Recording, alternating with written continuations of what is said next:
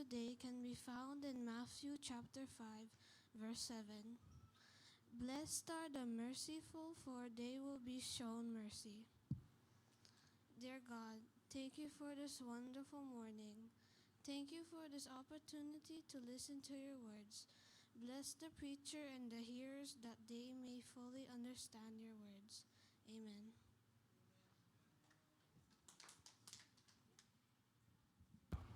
Praise. Praise God. Good morning. Good morning to all. Good morning to our FB listeners or watchers. Today is August. So next month, the birth will come. September, October, November, December, and end for 2024. Praise God. Time is very fast. Now, this is our PIP series. So we've been blessed by the Lord uh, to have this series, the Beatitudes. So today, our text is about Matthew chapter 7. God blesses those who are merciful, for they will be shown mercy. As you know, the Lord already poured out His mercy toward us. Amen. So we are already in a position that the Lord has poured out His mercy. So we realize that we were blessed because we are nothing. We are poor. We are beggar. And we are those who mourn. And we are those who should be humble. And we are those who should thirst and hunger for righteousness. So, because of the goodness, because of the grace of God, He poured out His blessings to us. He poured out to us that, He poured out to us that the heaven, the comfort, the whole earth, and He satisfied us. Amen? So think about those things. You know, sorry, I will change it. The Bible is envelope of so many mercies of God. So I was kind of thinking or praying to God, Lord, how will what will I focus on? Because from the very start, the Bible is full of God's mercies. Talking about the brothers of Joseph, no, when they came to Egypt because of the severe famine in Canaan. So they begged. They did not know that it is their brother Joseph. But instead of punishing them, Joseph poured out his mercy toward them. Amen? Or the story of Jonah. Jonah is the kind of servant of God who did not want to show mercy to the Ninevites. And in chapter 4, he's kind of unrepentant. He's saying, "Oh God, I know if I preach this word, you will repent, and they will repent, and you will forgive them." Or the story of David, when he asked for the mercy of God to forgive him of his sins because of his, in chapter 51 of Psalms. So it is said that God forgiven him, God has mercy on him because He has mercy on the household of Saul. Or the story of the Good Samaritan. You know, the Good Samaritan. In the Good Samaritan, there was this Jew, no? He has some misfortune, and then the priest passed by, a Levite passed by, but only the Good Samaritan helped.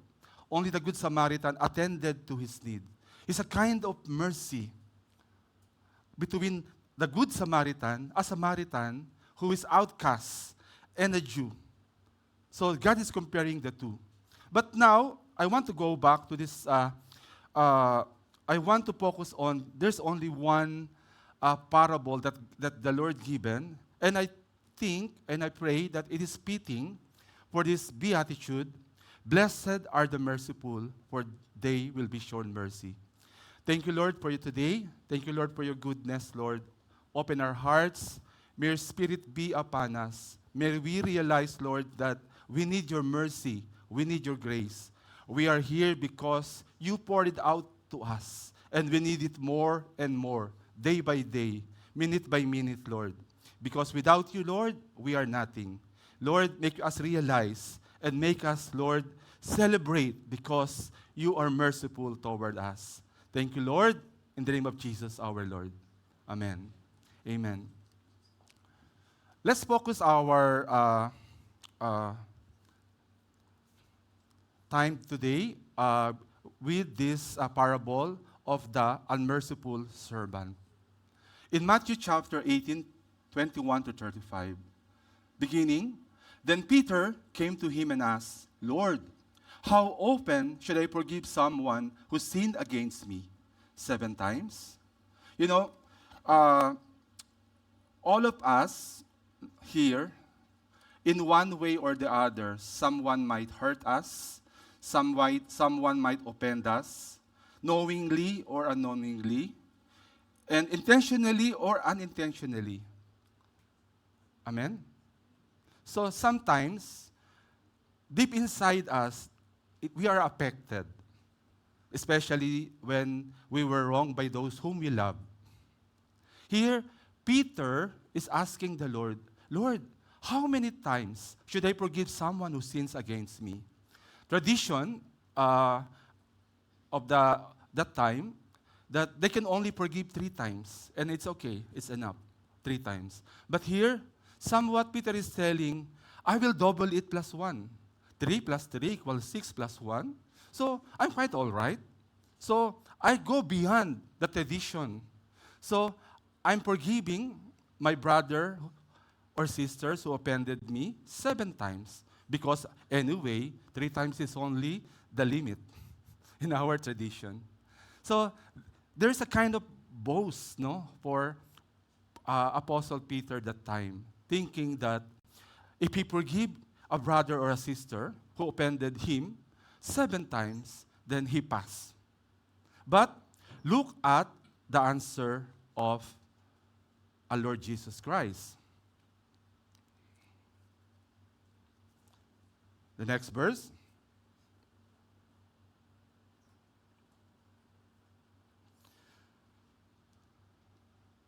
Now, not 7 times, Jesus replied, but 77 times.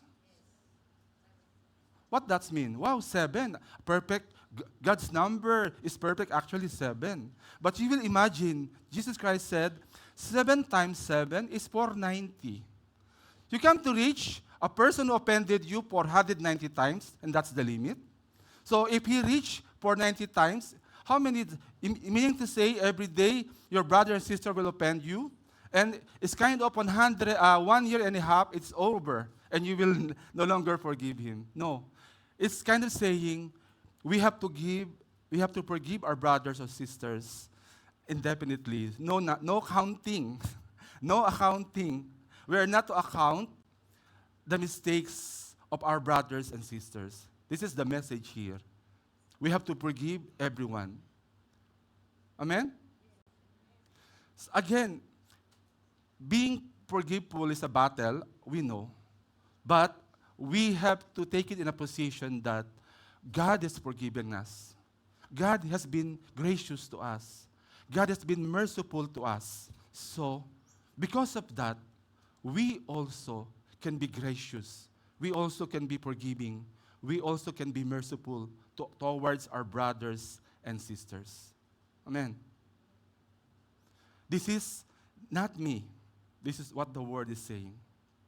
And we have no choice but to obey it. No matter the hurt inside, no matter the damage our brothers and sisters has done, no matter what they have done to us, the thing here is that it is not them. It is us. It is us and the Lord. It is us who will face the Lord. It is us who carry this burden every day. It is us who will be defeated. It is us who will not sleep, who will be bothered if we will not release it. Amen? So better we have to release it so that we will live peacefully. We will be released of the pain and the sorrow, and we give that pain and sorrow to God. Let the Lord deal with it. The important thing is, I am right with God. And if I am right with God, now I can pray for my brothers or sisters who offended me. I can pray for him. Lord, forgive him. Lord, maybe like me, he's also weak. Like me, he's also troubled. Like me, he has so many trials, and it is his weakness. And I understand that someday, Lord, you will bless him and he will overcome. Amen. Therefore, the kingdom of heaven can be compared to a king who decided to bring his accounts up to date with servants who had borrowed money from him. Notice here in the parable that the kingdom of heaven can be compared to a king. So, he's saying, as a comparison, kingdom of earth, kingdom of heaven. There is in the earth, there is a king who will bring his accounts up to date. Imagine, if that is so in the kingdom of earth, much more in the kingdom of heaven. There is a tick. There's an accounting going on from the time we were born until now. So, we are being accounted for what? For all our sins. Imagine that. So, there are many sins. Sins of commission, sins of omission, intentional and unintentional, sins in our thoughts, sins because of our lips, sins in our hearts, sins that we should have done but we have not done, and sins that we have done that we are not supposed to do. There are so many that the Lord says here, compared to a king who decided to bring his accounts up to date. If that is so, we are terribly guilty of all our sins. Imagine, for example, in a day, you are sinning 1,000. The thoughts, no? We do not know, but thoughts is really a battle. And how much more the heart? And how much more the lips? Too much sin. Too much sin. And we cannot account it, but God is accounting it, you know? We cannot escape the accounting of God. We are accountants and we are accounting the expense and income, but God is the God who accounts all.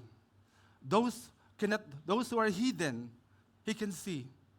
Whatever we do, whatever we think, whatever we say, wherever we go, that we're not supposed to go, God will bring that into account.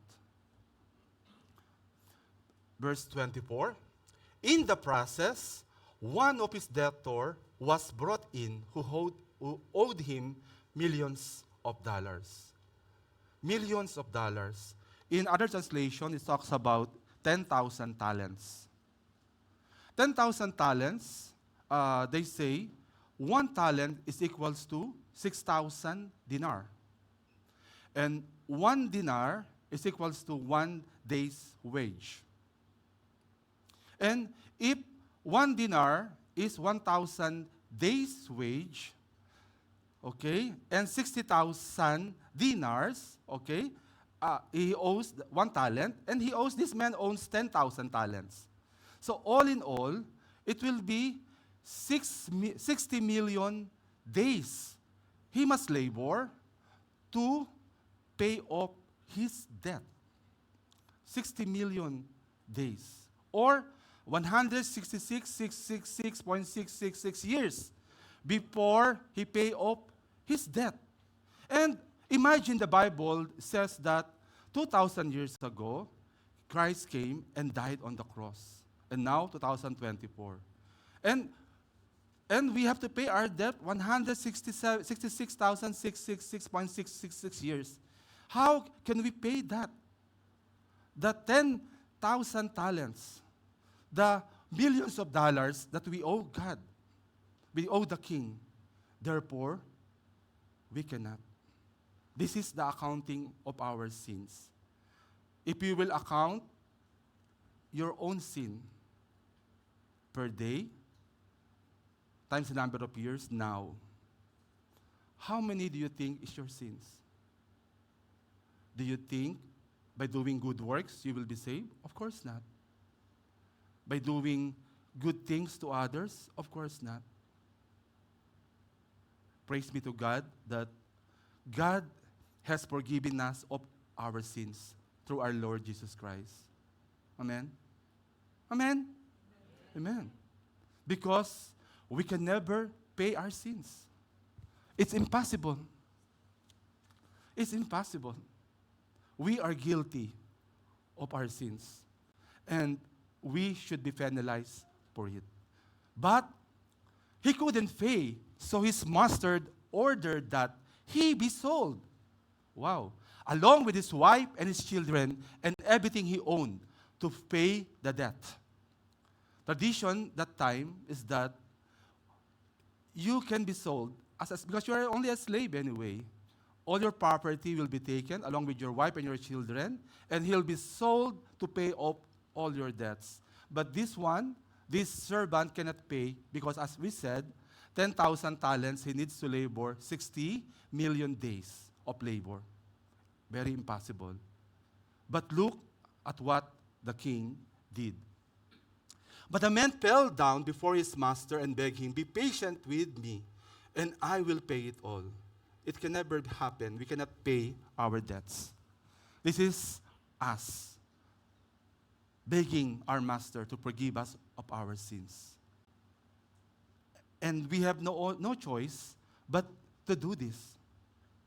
This is our only option, to ask for forgiveness, to ask for release from our God.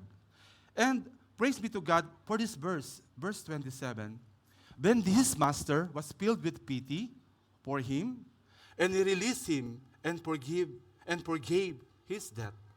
This is the very mercy that the Lord has poured out to all of us. Then his master was filled with pity for him, and he released him and forgave his debt. We cannot pay our debt, but because of the mercy of God, because of the grace of God, because of the loving kindness of God, he forgiven us. He forgave us of our sins. He released us from our debt. Blessed are the merciful, for they will receive mercy. But what happened here? But when the man left the king, he went to a fellow servant who owed him a few $1,000s. It says here, this few $1,000s is about 100 denarii, or 100 days of wages. Compared his account of 60 million days of wages. What is the ratio? And what the man did? He grabbed him by the throat and demanded instant payment. 100 versus 60 million. A man owed him 100 denarii, but he owed the Lord 60 million, and the Lord had pity on him. But this servant, only 100 denarii, he made what? He grabbed him by the throat and demanded instant payment. Not only that, his fellow servant fell before him and begged him for a little more time. "Be patient with me, and I will pay it," he pleaded. That servant pleaded to the Lord, and the Lord forgave him. And this servant who owed him, he also pleaded, "Have patience with me, and I will pay him." But what he did? He wouldn't wait. He had the man arrested and put in prison until the debt could be paid in full. What an unmerciful servant he is. God is illustrating us who we should be and who we are. We are the servant forgiven by the Lord with 60 million days of labor if you have to pay for it. But it's impossible. But here, we forget that we have been forgiven by God. And we cannot even forget a brother or a sister who owe us only 100 days' wages. Now, the king called in the man he had forgiven and said, "You evil servant, I forgave you the tremendous debt because you pleaded with me." Wow. This is the king who called the unmerciful servant.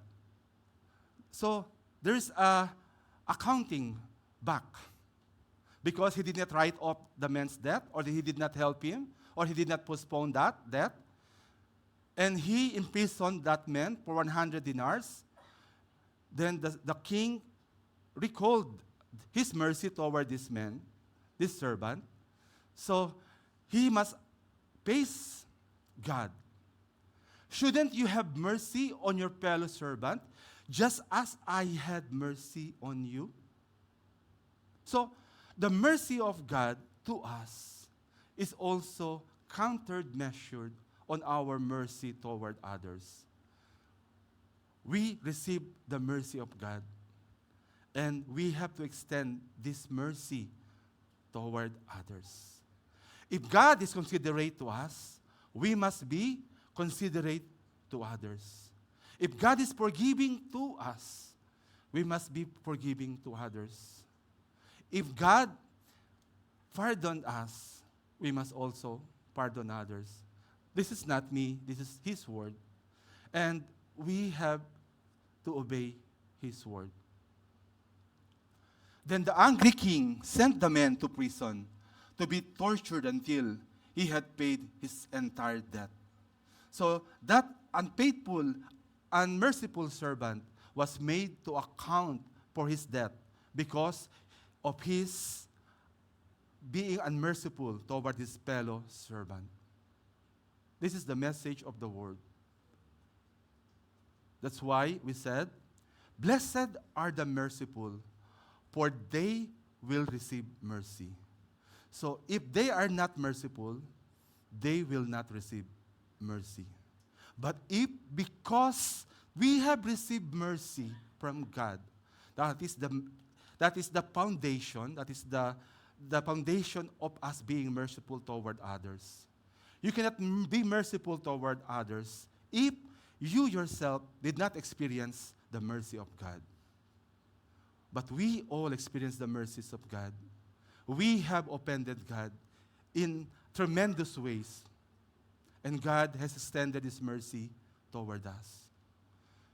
That's what my Heavenly Father will do to you if you refuse to forgive your brothers and sisters from your heart. Jesus makes this parable, and this parable is true.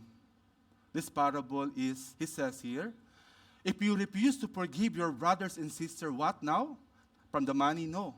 From the heart. From the heart. We will not forgive only by lips, by thoughts, but from the heart.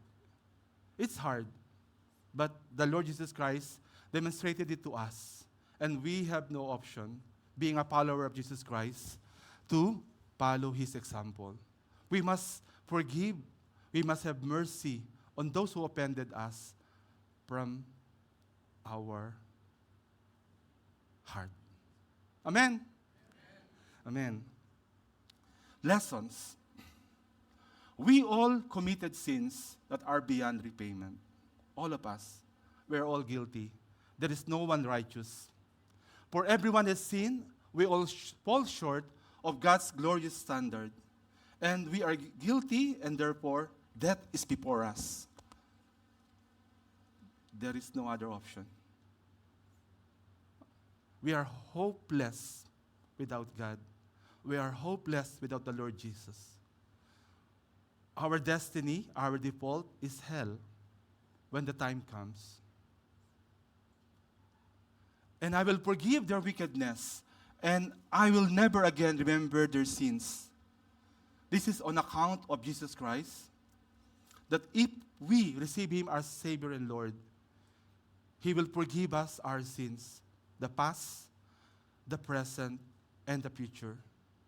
And day by day, 1 John 1:9, as you know, that if we confess our sins, He is faithful and just to forgive us and to cleanse us from all our unrighteousness. But again, it will be measured by how we treat others, how we love others. As you know, the Bible says, what's the second commandment of the Lord? Love thy neighbor as you love thyself. And this is part of it. Amen? Lesson number 2. We all need mercy. There is no one here who do not need mercy. We all need mercy.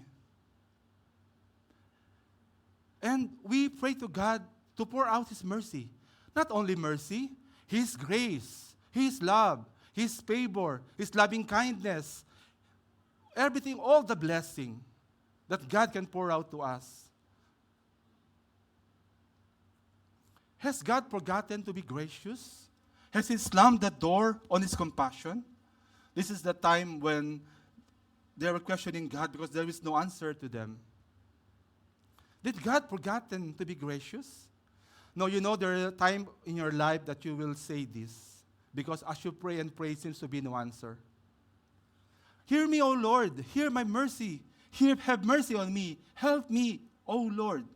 Be merciful to me, O Lord, for I am calling on you constantly. Have mercy on me, O God. Have mercy, for I look to you for protection. I will hide beneath the shadow of your wings until the danger passes by.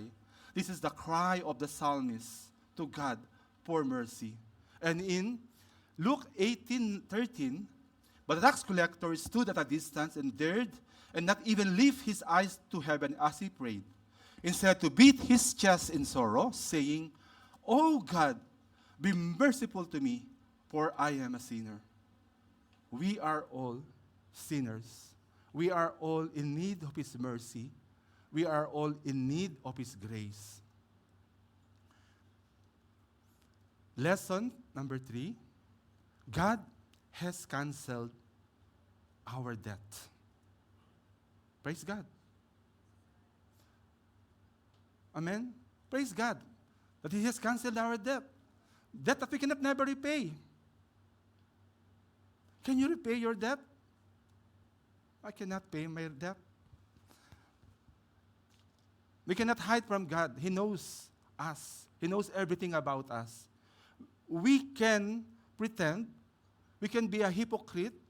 We can hide from our brothers and sisters, but not to God. Therefore, it is necessary for Him to be made in every respect like us, His brothers and sisters, so that He could be merciful and faithful high priest before God. Then He could offer a sacrifice that will take away the sins of the people. This is what Christ has done. But God is rich in mercy. He loved us so much that even though we were dead because of our sins, He gave us life when He raised Christ from the dead. Once you had no identity as a people, now you are God's people. Once you received no mercy, now you have received God's mercy. He saved us, not because of the righteous things we have done, but because of His mercy. He washed away our sins, giving us new birth and new life through the Holy Spirit. He generously poured out the Spirit upon us through Jesus Christ, our Savior. All praise to God, the Father of our Lord Jesus Christ. God is our merciful Father and the source of all comfort. Praise be to God. Because of Jesus Christ, God has poured out His mercy to us. Without Christ, we are nothing. Without Christ, we are still in our sins. And judgment is upon us. Think about it. If you die, you will go to hell. But because of Christ, who died on our behalf, on the third day He rose again. we have a hope that we too will rise again and face the Father with the covering of His blood. And He will no longer see our sins, but He will see the blood of Jesus covering us. Praise the Lord. Let us give the Lord our clap offering. You will not imagine this magnitude, but tomorrow you will. That's why, because of this, we have to reach out to others. Because if we love them, we will reach out to them. Lesson number 4. Our offenses is bigger. Our offenses to God is bigger. The offenses of others to us are small by comparison. Oh, in that parable, 60 million days of labor, and the brother who owed you is only owing you 100 days of labor. How is that by comparison? You have to labor 166,667 years versus your brother who only will labor for you less than a year. And yet, you cannot release your mercy. We have to release our mercy because God has been merciful toward us. Otherwise, we will miss the blessing of God, that He'll be merciful to us because we are merciful toward others. We must forgive as we have been forgiven. We must release the mercy we have received. To experience the blessing and the mercy of God, we too must be merciful toward others. This is the message of the Lord. This is the word of the Lord, not my word. I'm just quoting the word of the Lord. To experience God's mercy, we must be merciful toward those who hurt us, toward those who unknowingly and knowingly hurt us by their word, by their action, or anything else. We must be released. Release. Release. Be free. There's freedom in Christ. Man, do not suffer any longer. Give it to God. But to you who are willing to listen, I say, love your enemies. What? Do good to those who hate you. Bless those who curse you. Pray for those who hurt you. If anyone slaps you on one cheek, offer the other cheek also. If someone demands your coat, offer the coat also. Give to anyone who asks, and when things are taken away from you, don't try to get them back. Do to others as you would like them to do to you. Do to others. If you love only those who love you, why would you get credit for that? Even sinners love to those who love them. But if you only do good to those who do good to you, why you should get credit? Even sinners do that. If you lend money only to those who can repay you, why you should get credit? Even the sinners will lend to see other sinners for a full return.